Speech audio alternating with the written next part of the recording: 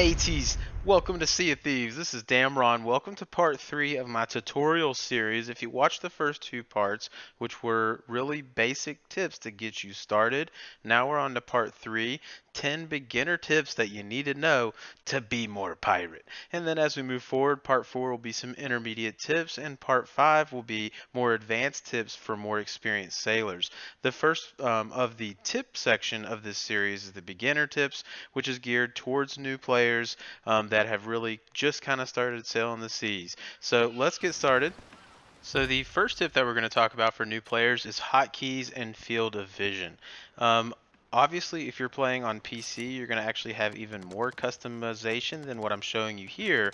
But if you go to the controller section, even on Xbox, there's a few keys that aren't occupied. That's left on the D-pad, right on the D-pad, and clicking the right stick. I like to put my food on the right D-pad and the wooden planks on the left D-pad, and then my spyglass on the right stick.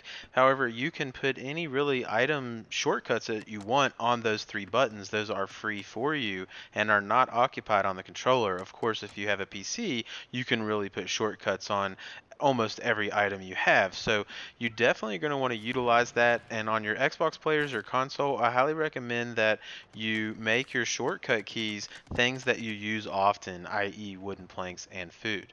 The next thing we're going to talk about is the field of view. If you go to the gameplay portion and you go all the way to the bottom to the field of view, bringing the field of view all the way to the left or 60 actually zooms you in, and all the way to the right up to 100 zooms you out.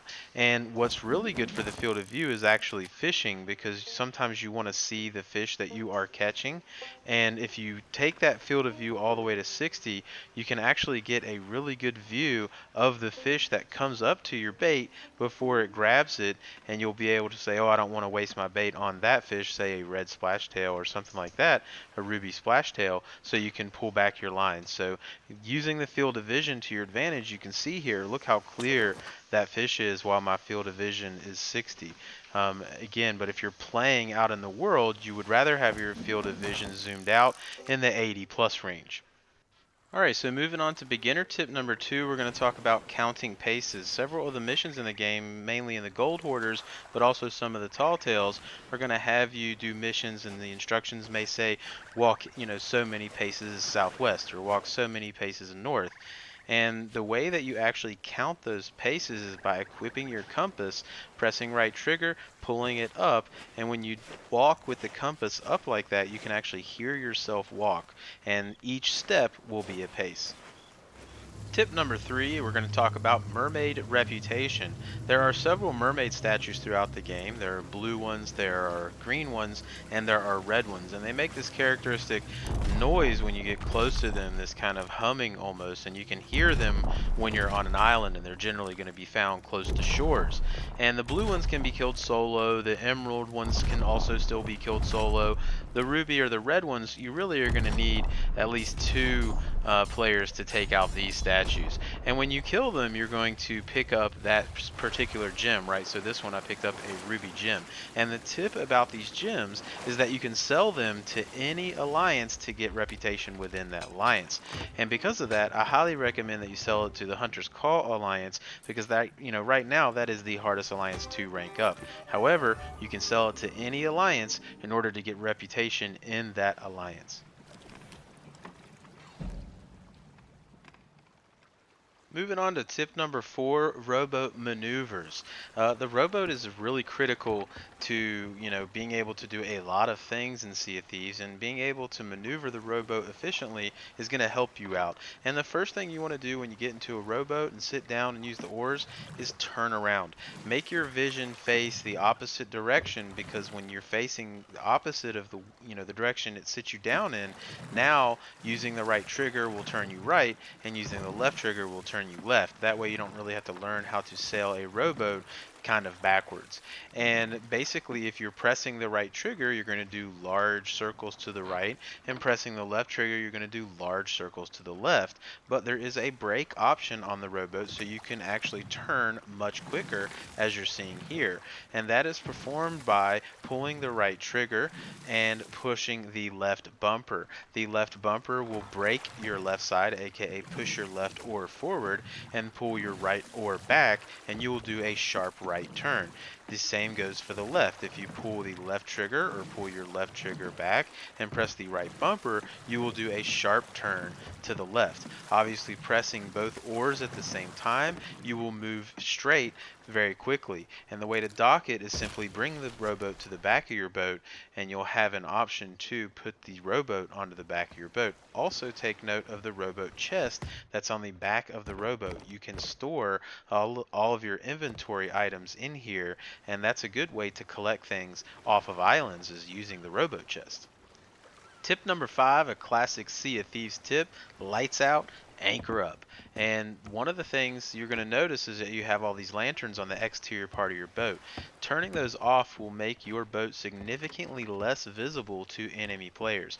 Obviously, if you're trying to PvP, it doesn't matter, but turning them off, even if you're PvPing, will allow you to sneak around the map more readily without being seen.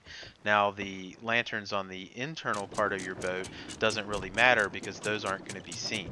And then anchor up. Anytime you're at an island, an outpost, seapost, anywhere where you want to park, it's okay to drop the anchor, but the first thing you should do after you drop it is pick your sails up and then raise your anchor.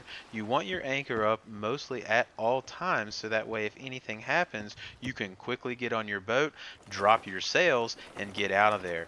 You really don't want to have to be in a situation where you need to run back to your boat and pick up your anchor first. So lights out, anchor up.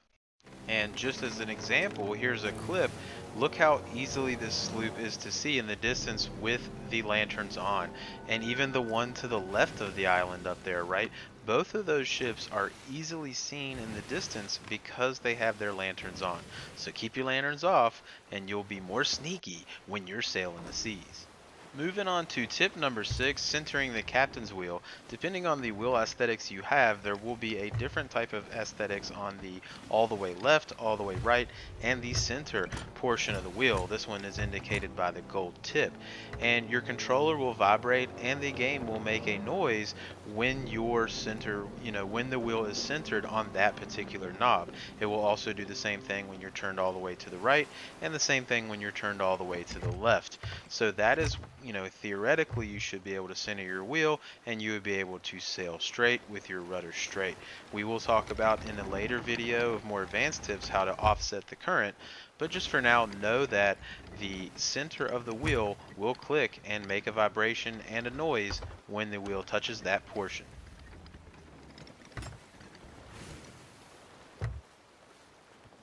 Alright, tip number 7 is forming and joining an alliance.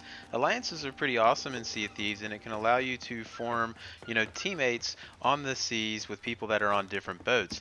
And the way that you do that is by climbing up into your crow's nest and going to your flag box. And on your flag box on the second page, you will see a flag that says Offer Alliance.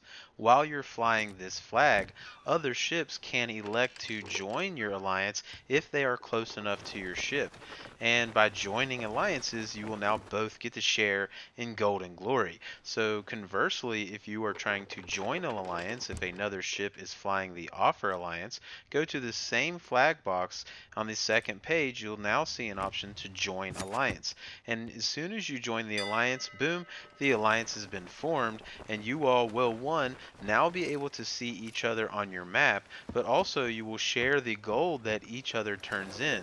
So if the alliance members turn in a chest, they will still get 100% of what they turned in, but you will also get 50% of that item's worth and 50% of that item's reputation for your crew as well, and vice versa. They will get 50% bonus from everything that you turn in. And just keep in mind, in an alliance, you will not actually lose anything that you turn in. You will still get 100% of the gold and the reputation from the things that you turn in. They will just get the 50% bonus, which which as you see in here, they're turning in stuff. It'll pop up on your screen, your alliance has sold this, and your gold and reputation will increase. Alright, tip number 8 is blocking the anchor drop, and this is done if someone comes onto your ship and an enemy scallywag comes and tries to drop your anchor to stop your boat. Just remember that you can catch it, and that's simply done by walking up to it as it's falling and pressing your action button, for me and most Xbox that's going to be X, while it's falling, and catching it, and then just, bringing it back up. As long as it never actually fully gets to the bottom, your ship will not lose any speed. So here you're going to see he's going to drop my anchor. I run over there and I catch it and pick it back up. So that's critical to learn that to prevent enemies from boarding your ship and dropping your anchor. On to the second to the last of the beginner tips, and that is a classic: put the gunpowder barrels in the crow's nest. Don't be silly and have your gunpowder barrels in the hull or on the deck of your ship, because they do a lot of damage and a lot of things can kill them. A cannon from an enemy player, a cannon from a skeleton on an island, megalodons, all kinds of stuff. If you have these barrels open on your ship deck, could cause you major problems very fast. Storing the gunpowder barrel in your crow's nest will prevent them from causing damage to your hull if for some reason they blow up. However, if they do blow up in your crow's nest, it still will destroy your mast, but that's okay. It's better to have a destroyed mast than a bunch of holes in your ship that you have to recover from. Alright, our final tip in the beginner section of our series is cooking and health regeneration. And we're specifically talking about meat in this section. So, snake meat, chicken meat, your megalodon meat, your kraken meat, your pig meat, and all your fish. You're going to have a cooking station on all your boats, which I was just showing you there. And placing meat onto those cooking stations will actually begin cooking the meat. And what the similar aspect of cooking all meat is the same. It's finished when it entirely turns tan/brown. And in fact, on the last phase, every time like a piece of it turns brown, you will see a little bit of smoke and a hiss arise from the pan, just like that. And now you know it's done.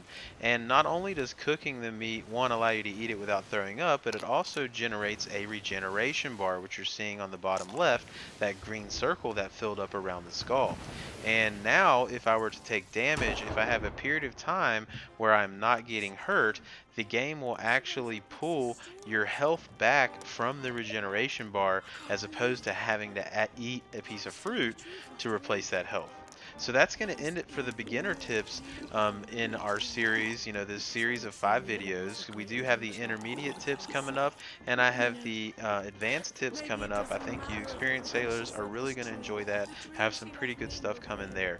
So for your beginners, I hope you guys found this helpful. I hope you enjoyed it. If you did, feel free to like and subscribe, and hopefully we'll see you out on the seas, and hopefully we'll see you in the next part in the Sea of Thieves tutorial videos.